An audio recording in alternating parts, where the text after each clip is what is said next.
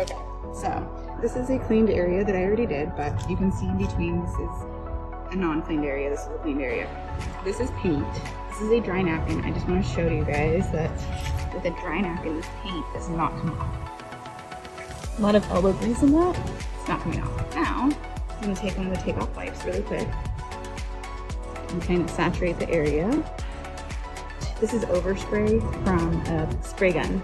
We were painting our house and I didn't realize that my car was sitting outside of a window where they were spraying out of, and it got like all over the side of my car. You can see it everywhere, and it's been a pain in the butt to try to remove with anything else. But here we go. Let it saturate for a little while. Let it kind of sit in there.